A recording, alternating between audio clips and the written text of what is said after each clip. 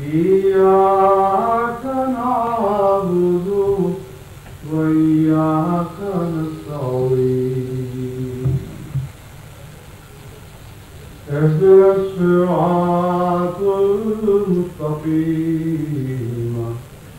صراط الذين أنعمت عليهم غير المغضوب عليهم ولا الضالين.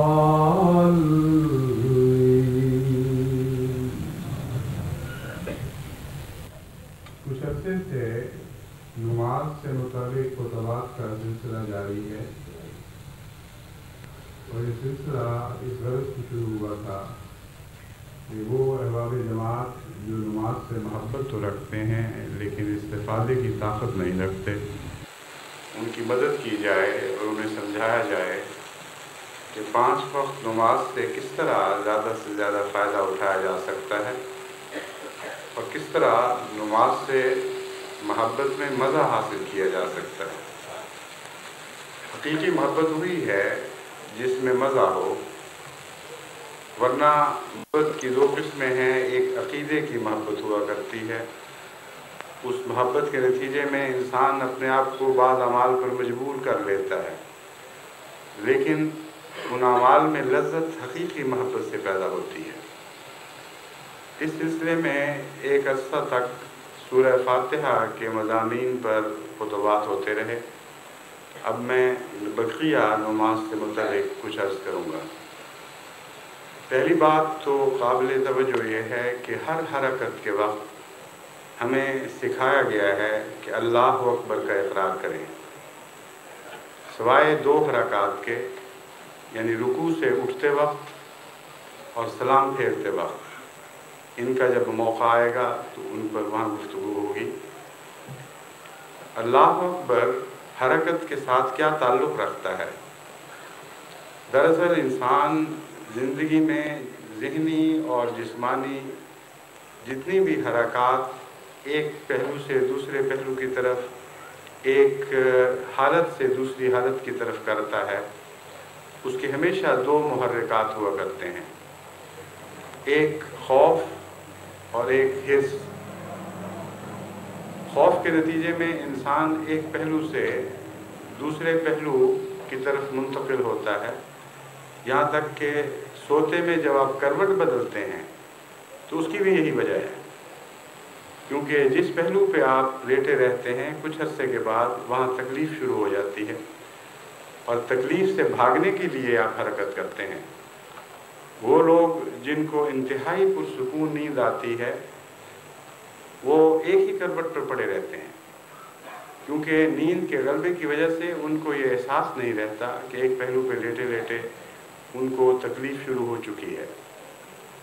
بہرحال انسان کی زندگی کے جس پہلو پر ادنا ہو یا اعلیٰ، آپ غور کر کے دیکھیں، آپ کو یہی معلوم ہوگا کہ جب آپ جگہ بدلتے ہیں یا حالت بدلتے ہیں تو ہمیشہ یا خوف اور تکلیف سے بچنے کے لیے یا کسی خواہش اور تمنا کو پورا کرنے کے لیے اللہ اکبر کا اعلان ہر حرکت کے وقت آپ کو یہ بتاتا ہے کہ خدا سب سے بڑا ہے، اس سے بھاگ کر تم کہیں نہیں جا سکتے، اور اگر تم نے کسی حالت سے کسی اور حالت کی طرف منتقل ہونا ہے تو ادنا سے اعلیٰ کی طرف منتقل ہونا چاہیے، جو چھوٹا ہے اس سے بڑے کی طرف جانا چاہیے، اور زندگی کی ہر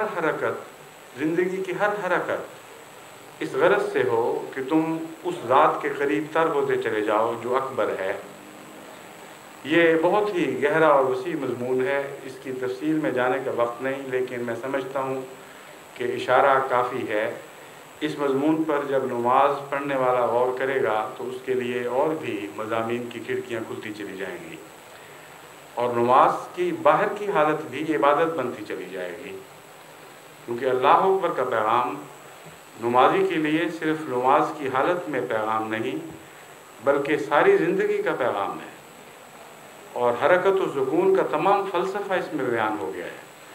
بس اس پہلو سے اس نماز کی حالت میں اس مضمون پر غور کرنے کے نتیجے میں زندگی کے دیگر مسائل بھی خدا کے فضل کے ساتھ آسن رنگ میں حل ہوتے چلے جائیں گے۔ اس کے بعد رکوع کی حالت ہے، اس میں ہم سبحانہ رب العظیم پڑھتے ہیں۔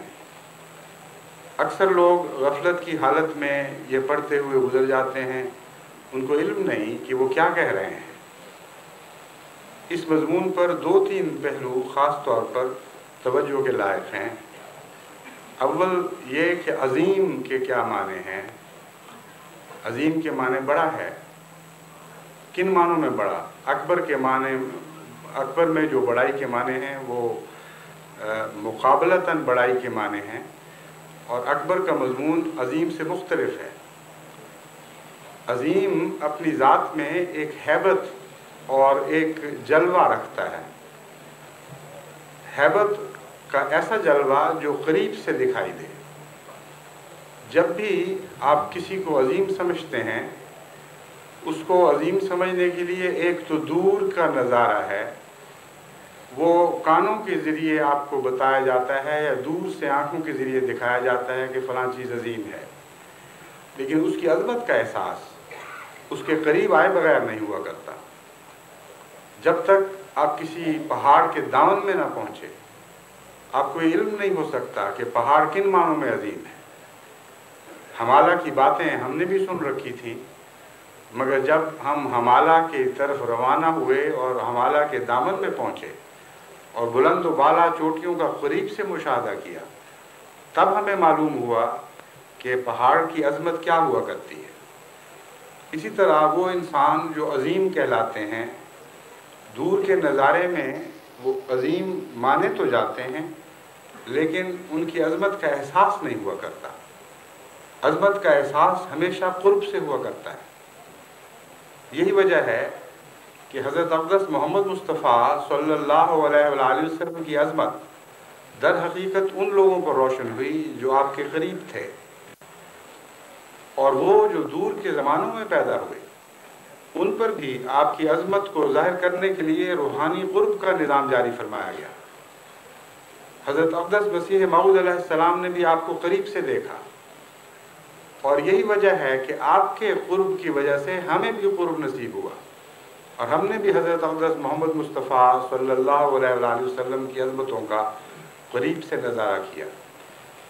یہی مضمون ہے جس کو سورہ جمعہ میں یوں بیان فرمایا گیا، وَآخَرِينَ مِنْهُمْ لَمَّا يَلْحَقُوا بِهِمْ۔ کچھ ایسے لوگ بھی ہیں جن کو محمد مصطفیٰ صلی اللہ علیہ وآلہ وسلم کی قربت عطا کی جائے گی۔ زمانے کے لحاظ سے وہ دور ہیں، لیکن خدا کی تقدیر کے تابع قریب کیے جائیں گے۔ وہ آخرین میں پیدا ہونے والے اولین سے ملا دیے جائیں گے۔ بس یہاں بھی عظمت کا مضمون ہے۔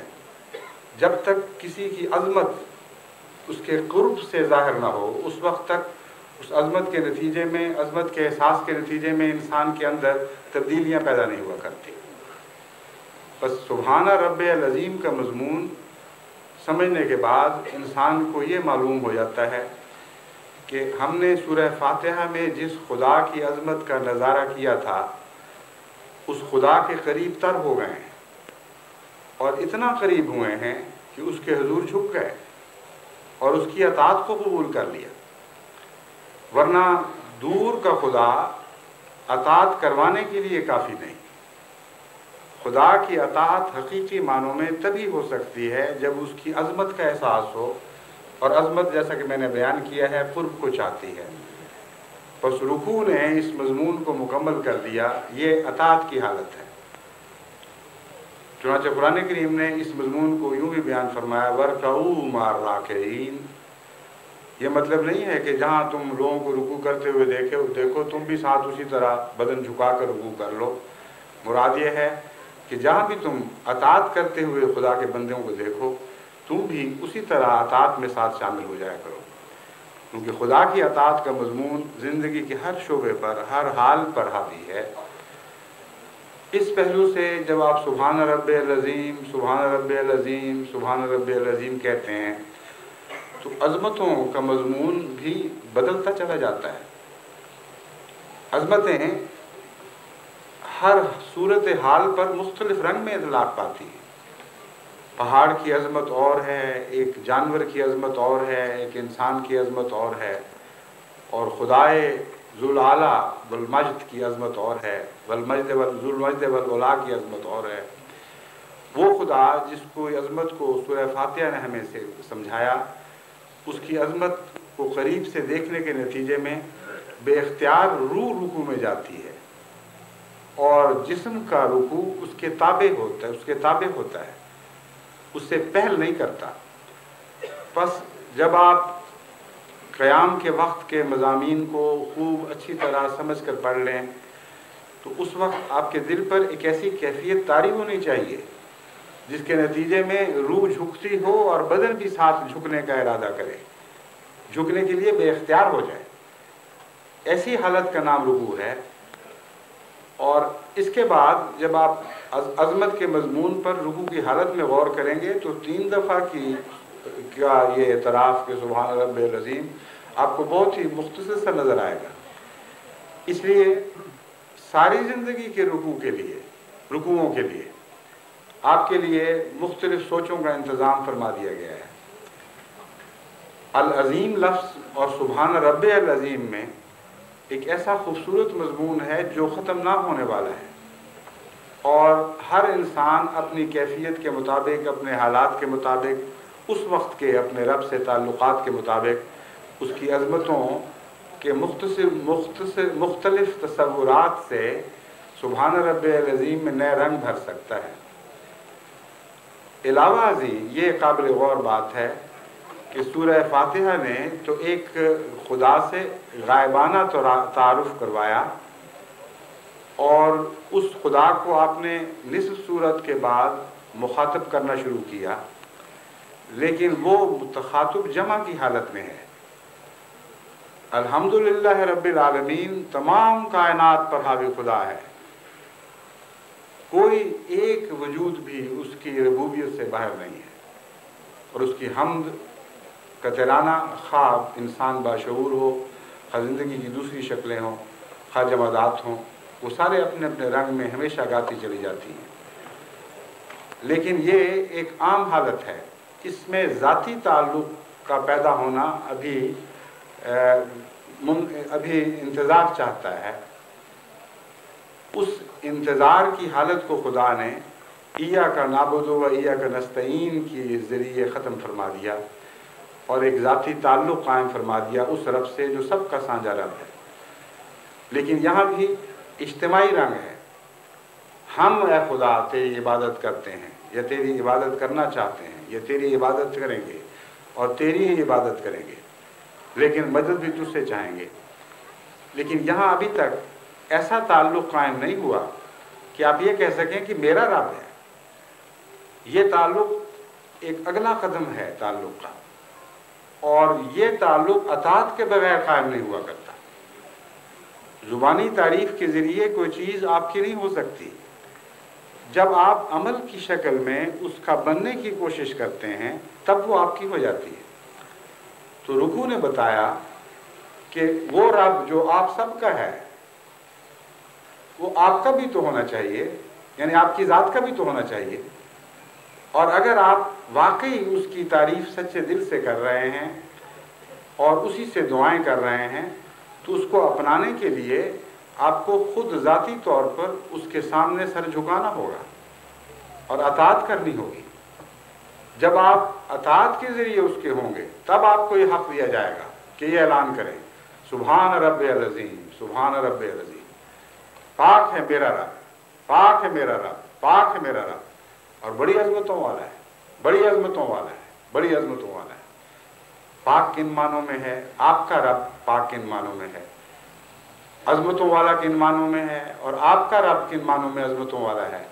اس میں آپ کے ساتھ نسبتیں قائم ہو گئیں۔ اور ایک اور مضمون نفس کے تجزیہ اور تزکیے کا شروع ہو گیا۔ آپ کن باتوں میں پاک ہیں، کن باتوں میں پاک ہونے کی کوشش کرتے ہیں؟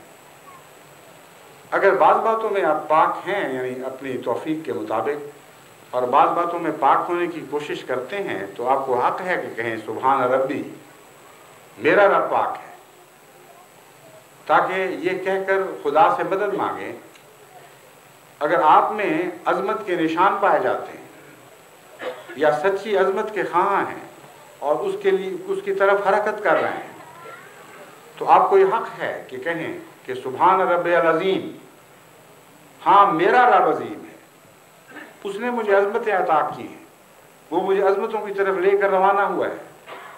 بس دیکھیں، اس ذرا سے مضمون کو بدل کر دیکھنے سے، زاویہ بدلنے سے کیسے نئے مضامین کے جہان آپ کے سامنے کھلتے چلے جاتے ہیں۔ اس کے بعد پھر وہ حرکت ہے جہاں اللہ اکبر کی بجائے ایک اور مضمون بیان ہوتا ہے، وہ ہے سبحان سمع اللہ لمن حمدہ، اللہ نے اس کی سن لی جس نے اس کی حمد کی۔ اگر کہیں استثناء کرنا تھا تو عام انسانی عقل یہ سوچتی ہے کہ جہاں سورہ فاتحہ کا مضمون جو حمد میں کمال درجے کا مضمون ہے، جو درجہ کمال کو پہنچا ہوا مضمون ہے، جہاں وہ مضمون ختم ہوا تھا، اس کے بعد آنا چاہیے تھا سمع اللہ لمن حمد، اللہ نے اس کی سن لی جس نے اس کی حمد کی۔ لیکن اس کو بعد میں کیوں ٹال دیا گیا؟ رکوع کے بعد کیوں رکھا گیا؟ اس کی وجہ یہ ہے کہ حمد سننے کے لیے صرف زبان کی حمد کافی نہیں ہے۔ زبان کی حمد خدا نہیں سنتا جب تک اس حمد کے نتیجے میں اطاعت کی روح پیدا نہیں ہوتی اور وہ اطاعت اعمال میں نہیں ڈھلتی۔ اس لیے وہ جو زبانی جمع خرچ کرتے ہیں خدا کی تعریفوں کے، ان کی حمد گویا خدا نے سنی انسنی کر دی۔ بعض ایسے تجارب انسان کی زندگی میں روزمرہ ہوتے رہتے ہیں۔ بعض علاقے ہیں جہاں عادتیں ہیں جھوٹی تعریفیں کرنے کی، وہ ملتے ہیں جب آپ سے تو ہمیشہ آپ کی بڑی تعریفیں کرتے ہیں، بعض دفعہ ایسی تعریفیں کرتے ہیں کہ مبالغے کی حد کر دیتے ہیں، لیکن آپ کی طبیعت میں بجائے سے کہ ان کی طرف ان کے لیے محبت پیدا ہو، تنافر پیدا ہوتا رہتا ہے۔ اگر آپ خود جھوٹے نہیں ہیں، اگر آپ جھوٹے ہیں تو پھر جھوٹی تعریفوں سے ہمیشہ خوش ہو جایا کرتے ہیں، لیکن آپ کا صدق آپ کو بتائے گا کہ کس حد تک آپ سچے ہیں، کیونکہ سچا انسان کبھی جھوٹی تعریف سے راضی نہیں ہو سکتا، اور سنتا ہی نہیں، وہ سنی انسنی کر دیتا ہے، بلکہ نفرت کرتا ہے اور گھبراتا ہے، وہ چاہتا ہے کہ جلد یہ ملاقات ختم ہو۔ بس ایسی حمد جو دل سے نہ اٹھے اور جو گہری سچائی اپنے اندر نہ رکھتی ہو، وہ خدا نہیں سنتا۔ لیکن جب حمد کے نتیجے میں اطاعت شروع ہو گئی، جب انسان نے قربانیاں پیش کرنی شروع کر دی، جب اپنے اندر پاک تبدیلیاں پیدا کرنی شروع کر دی، تو حمد سننے کے لائق ہے۔ اور اسی مضمون کو قرآن کریم نے دوسری جگہ یوں بیان فرمایا کہ کلمہ طیبہ کو، پاک کلمے کو خدا تعالی نیک اعمال بلند کرتے ہیں۔ جب تک نیک اعمال اچھے کلمات کے ساتھ شامل نہ ہوں، اس وقت تک ان کو رفعت پرواز عطا نہیں کی جاتی اور وہ اوپر پہنچتے ہی نہیں۔ بس وہ ایسی آوازیں ہیں جو عرش سے ورے گر جاتی ہیں اور اپنے مقصود اور مقام تک نہیں پہنچتی۔ بس رکوع نے ہمیں یہ بھی سمجھا دیا کہ اگر تم ایسی حمد چاہتے ہو جسے خدا سنے تو پھر اطاعت کرو اور خدا کے حضور جھک جاؤ۔ ایسی صورت میں تمہیں یہ آواز سنائی دے گی کہ اللہ اس حمد کو قبول فرماتا ہے جو سچی حمد ہے، سمع اللہ لمن حمدہ۔ اب خدا یہ کہتا ہے کہ ہاں میں اس حمد کو سنتا ہوں، اس حمد کرنے والے کی پکار کو سنتا ہوں جو سچے دل سے میری حمد کرتا ہے۔ اس کے نتیجے میں جب آپ کہتے ہیں ربنا ولک الحمد، تو یہ تشکر کی حمد ہے، یہ شکرانے کی حمد ہے۔ پہلی حمد جو سورہ فاتحہ کی تھی، اس کے قبول ہونے کی خوشخبری رکوع کے بعد آپ کو عطا کی گئی، اور یہ دوسری خوشخبری، اس خوشخبری کے نتیجے میں اظہار تشکر کے طور پر آپ پھر جھک جاتے ہیں اور کہتے ہیں ربنا ولک الحمد حمدن کثیرا طیبا۔ ایسی حمد جو نہ ختم ہونے والی ہے، بہت بڑی وسیع ہے، طیبا پاک ہے، اس میں کوئی نفس کی ملونی شامل نہیں، وہ تیری خاطر ہے، اپنی بڑائی کی خاطر نہیں، مبارک انفی ہے، اس میں بہت سی برکتیں ہیں۔ سوال یہ ہے کہ حمد میں برکتوں سے کیا مراد ہے؟ حقیقت یہ ہے کہ جو حمد واقعی سچی ہو اس میں سے نئی حمد پھوٹتی رہتی ہے اور وہ ہمیشہ بڑھتی چلی جاتی ہے۔ ایک ایسا محبوب جس کی خوبیاں آپ کے ابتدائی تعارف سے زیادہ گہری ہوں، جب آپ اس کے قریب جاتے ہیں اور اس کی تعریف کرتے ہیں تو مزید اس کے اندر حسن پاتے ہیں، مزید اس کے اندر گہرائی پاتے ہیں، یہاں تک کہ آپ ہر دفعہ جب اس کے حضور اپنی محبت کا اظہار کرتے ہیں تو پہلے سے بڑھ کر محبت لے کر لوٹتے ہیں، تھک کر واپس نہیں آتے۔ وہ لوگ جن کے محبوب کھوکھلے ہوں اور سطحی ہوں ان کی محبتیں بہت جلد ختم ہو جاتی ہیں، زیادہ لمبا عرصہ نہیں چلا کرتی، کیونکہ ان کے محبوبوں میں گہرائی نہیں پائی جاتی، ان کے حسن میں گہرائی نہیں پائی جاتی، اس لیے وہ حمد برکت سے خالی رہتی ہے۔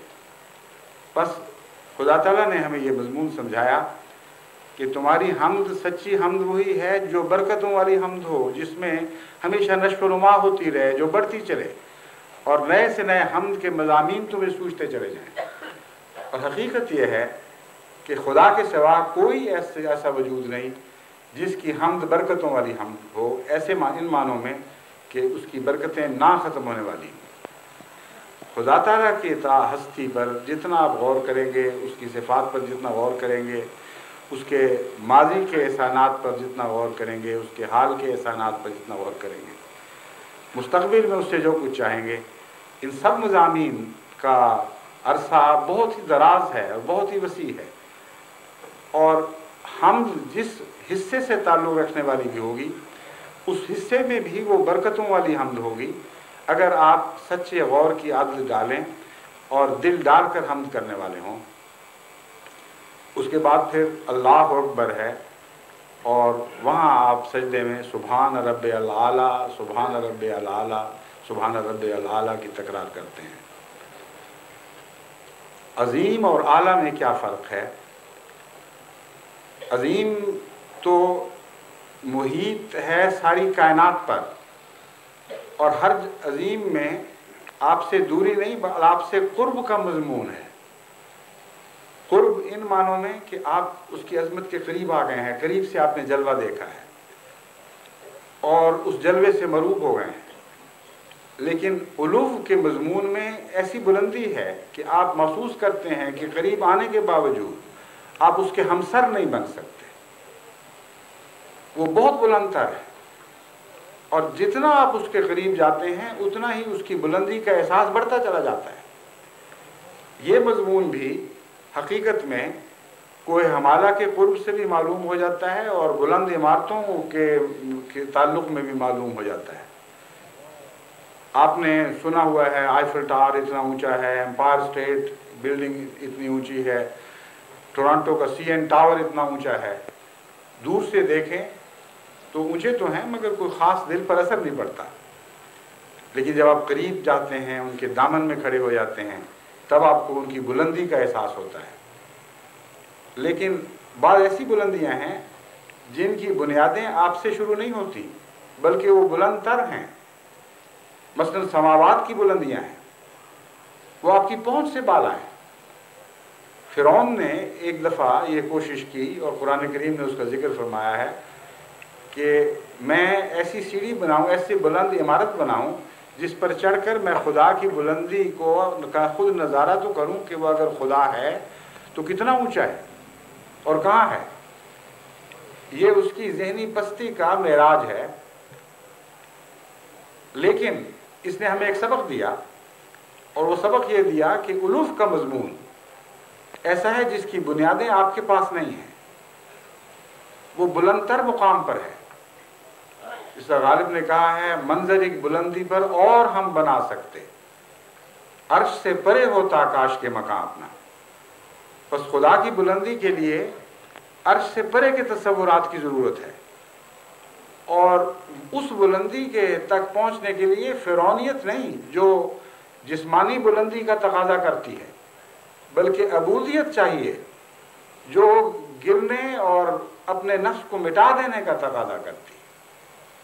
चुनांचे इंतहाई इनकिसार की हालत में सबसे ज़्यादा बुलंद मजमून सिखाया गया, वो इंसान जो अपना सर खुदा के हुजूर ज़मीन से रगड़ रगड़ देता है, अपनी पेशानी ज़मीन पे टिका देता है, ऐसी हालत में पहुंच जाता है कि बाज़ दफ़ा मगरबी दुनिया के लोग जो इन हालात को, बातों को नहीं समझते, जब मुसलमानों को सजदे की हालत में देखते हैं तो तमस्खर उड़ाते हैं, कहते हैं कैसी बेवकूफ़ लोग हैं, खुदा ने अशरफुल मखलूक़ात बनाया, सीधा खड़ चलने वाला जानवर बनाया, और अब ये ज़मीन के ज़मीन पर माथे रगड़ रहे हैं।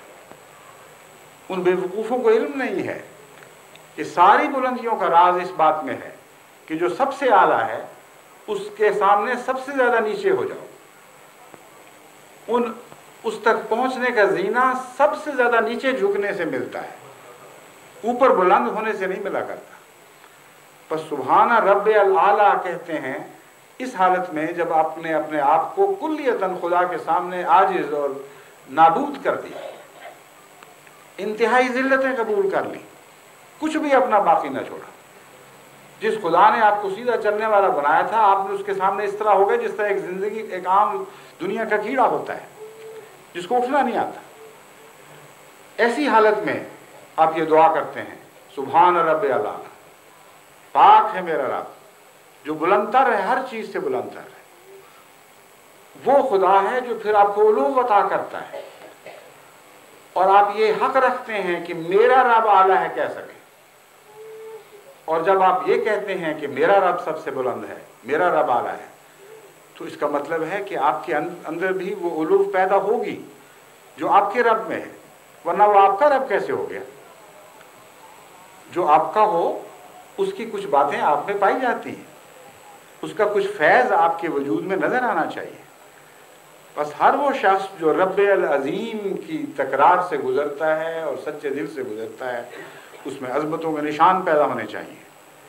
हर वो शख्स जो बार बार खुदा के हुजूर इंतहाई तजर्रुर के साथ सुभान रब्बे अल आला कहता है, अगर वो रब वाकई उसका है तो उसके अंदर उलूव मर्तबत के निशान पैदा होने चाहिए। तब वो खुदा का सफ़ीर बन के दुनिया में निकल सकता है। तब उसको देखकर दुनिया खुदा की अज़मतों को महसूस करती है, तब उसको देखकर दुनिया खुदा के उलूव को महसूस करती है।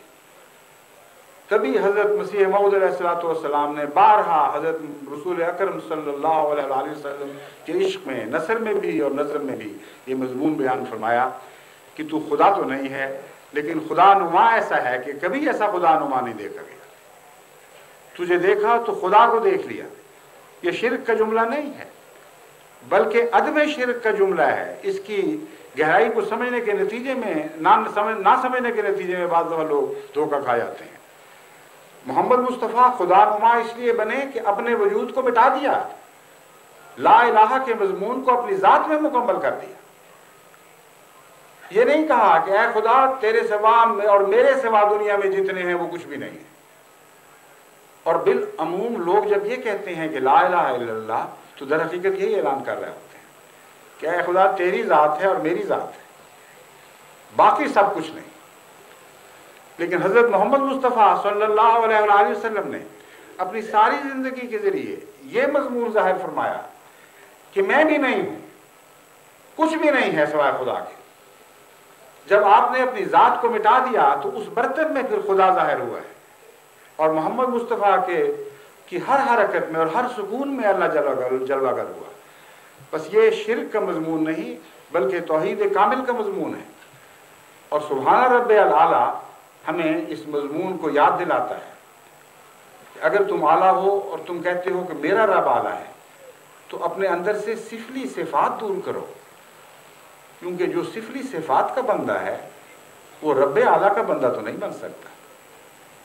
इसलिए एक दिन के सजदे की बात नहीं, सारी जिंदगी की जद्दोजहद का मामला है। क्या एक दिन में, क्या एक साल में, क्या 10 या 20 या 100 साल में भी इंसान हर किस्म की सिफली सिफात से मुअर्रा हो सकता है, हर किस्म की सिफली सिफात से मुबर्रा हो सकता है? हरगिज़ नहीं। बस ये एक ऐसा जारी मजमून है जो कभी ख़त्म नहीं होता, लेकिन ये हरकत हमेशा अदना हालत से आला हालत की तरफ जारी रहेगी। और ये हरकत तब जारी होगी जब आपके अंदर عجز پیدا ہوگا اور عجز کا ایک نیا مقام آپ کو عطا ہوگا. بس ہر سجدے کو آپ کا عجز بڑھانا چاہیے. ہر سجدے کے نتیجے میں آپ کو اپنی بے بذاتی اور بے بسی کا مزید احساس پیدا ہونا چاہیے. اس احساس اور خلا کو خدا کا علو بھرتا چلا جائے گا اور آپ کے اندر سے ایک نیا وجود پیدا ہوتا چلا جائے گا. یہ ہے سجدوں کا مضمون.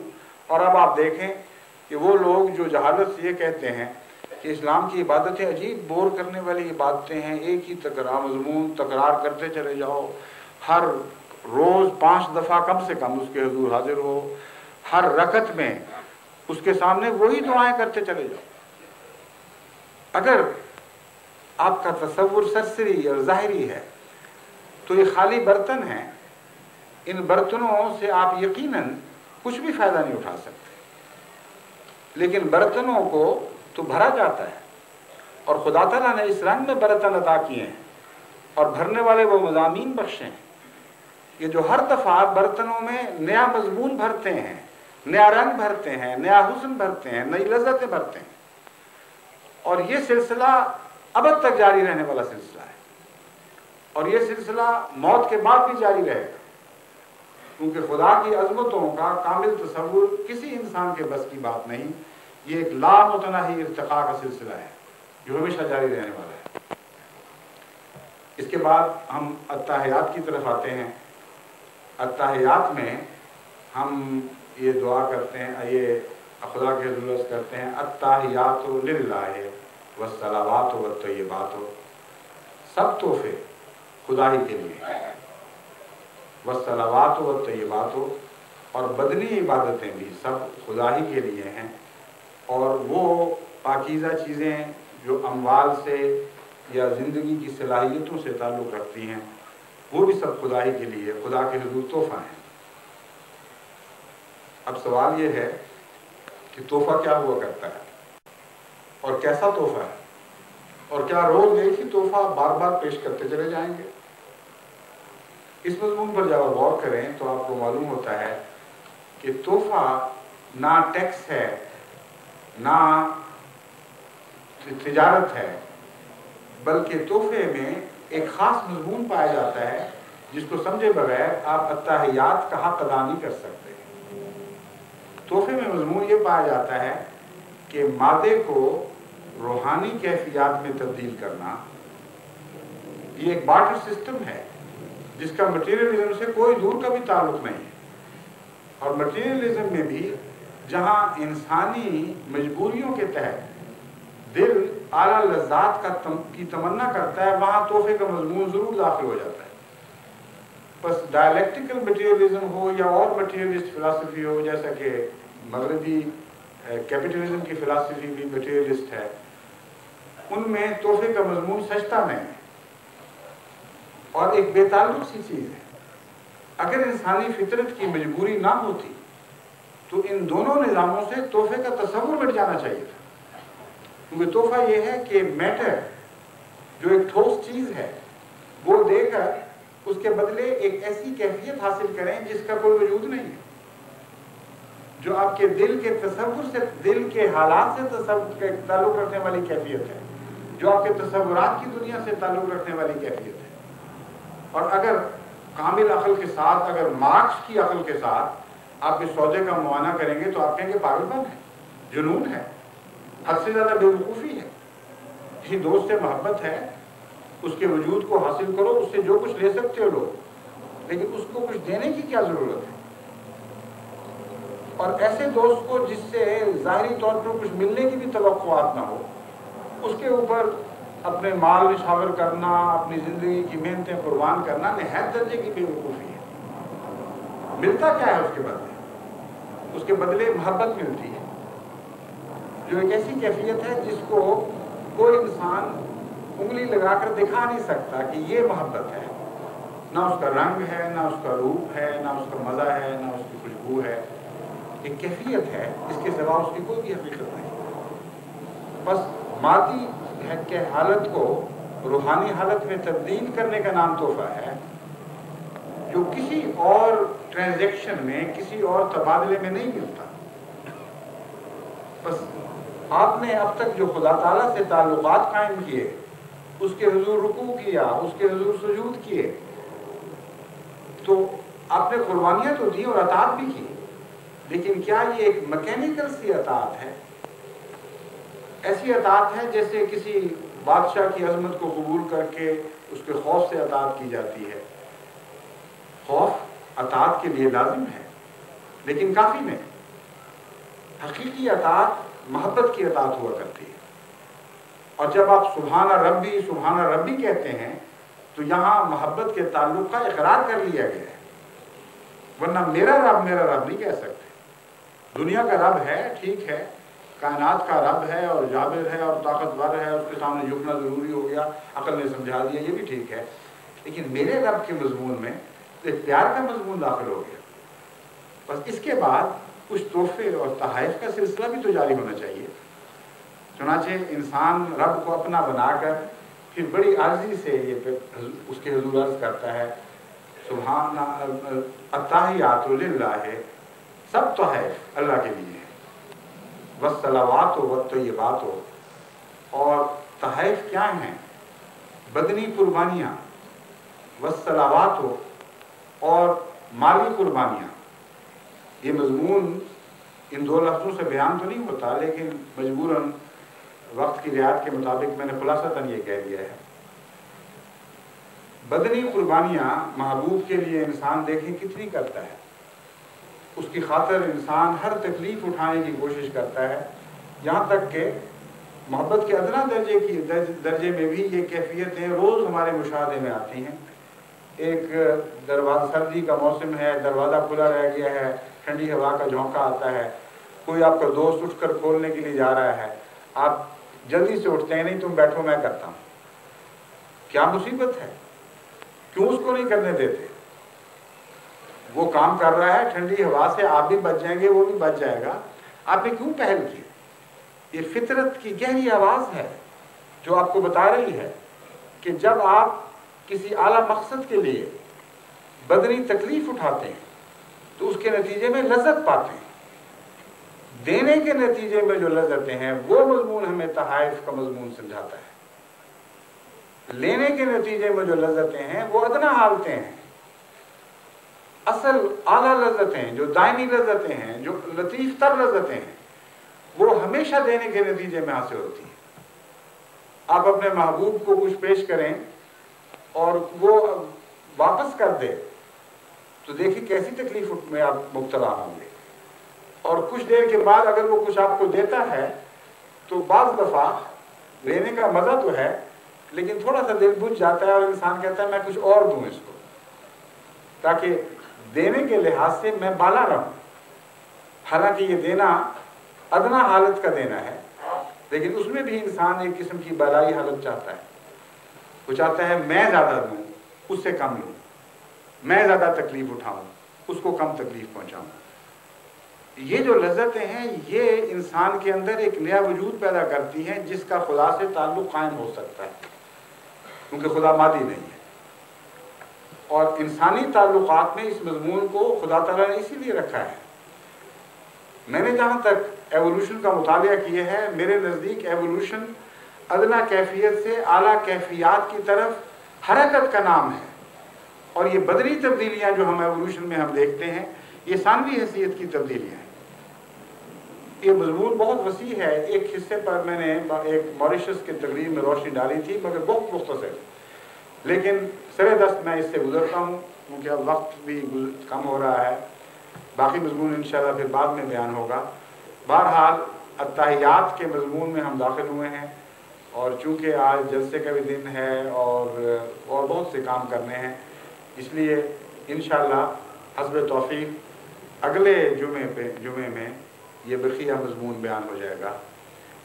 اور اس جلسے کے آخر پر سورہ فاتحہ کے بعد جو نتیجہ نکلتا ہے طبعی اور منطقی، اس سے کے تعلق میں خطاب کروں گا، یعنی اہدنا الصراط المستقیم صراط الذین انعمت علیہم غیر المغضوب علیہم ولا الضالین کی دعا اگر قبول ہو جائے تو इनाम याफ्ता लोगों में क्या तब्दीलियां पैदा होती हैं और क्या ज़ाहिरी इलामतें उनमें दिखाई देने लगती हैं। इसी तरह मग़लूब जब इनाम याफ्ता लोगों से टकराते हैं तो उनसे खुदा क्या सलूक किया करता है। ये चूँकि बहुत ही वसी मज़मून है, एक खुतबे में बयान होने वाला नहीं। मैंने कुछ हिस्सा गुज़श्ता ईद में बयान किया था, बकिया हिस्सा अगर पूरा तो नहीं लेकिन उसका एक हिस्सा मैं इंशाअल्लाह जलसा सालाना की आखिरी तकरीर में बयान करूँगा। और इसके बाद अब मैंने घड़ी देखी है, मैं समझता हूँ वक्त ज़्यादा हो गया है, आज के खिताब को ख़त्म करता हूँ। आज हमारे साथ इस खुतबे में शरीक दुनिया की जो जमातें हैं दुआ के लिए, क्योंकि आज एक ख़ास दिन है और वो चाहेंगे कि उनका नाम इस मजलिस में सुनाया जाए, दुआ की खातिर मैं उनका नाम पढ़ के सुनाता हूँ। इंडोनेशिया है, कीनिया है, पाकिस्तान है, उसमें खुदा के फजल से लाहौर, कराची और इस्लामाबाद में बराह रास्त ये खुतबा सुना जा रहा है। उसके अलावा जर्मनी की 3 जमातें हैं, फिर जापान है, फिर मॉरिशस है। ये दोनों तो सेहरा ले गए हैं, ये पहले ममालिक हैं 2 जिन्होंने इस सिलसिले को शुरू किया था, बाकी बाद में आने वाले इनके फैज़ याफ्ता लोग हैं। फिर फिजी है, फिर स्पेन है, फिर इंग्लिस्तान में लंदन मॉस्क है।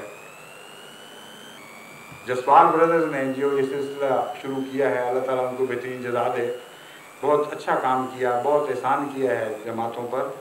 और मुझे जमातें बार बार लिखती हैं कि इनको ज़रूर दुआ में याद रखें। अल्लाह ताला अपने फजल से इनको दोनों जहान की नेमतें अता करे। आप सब की तरफ से मैं इन सब जमातों को जो जहाँ ये खुतबा सुना जा रहा है, मैं अस्सलामु अलैकुम व रहमतुल्लाहि व बरकातुहू कहता हूँ। और उनकी तरफ से आपको ये कहता हूँ कि जलसे के मुबारक अय्याम में इनको अपनी दुआओं में खुसूसियत से याद रखें।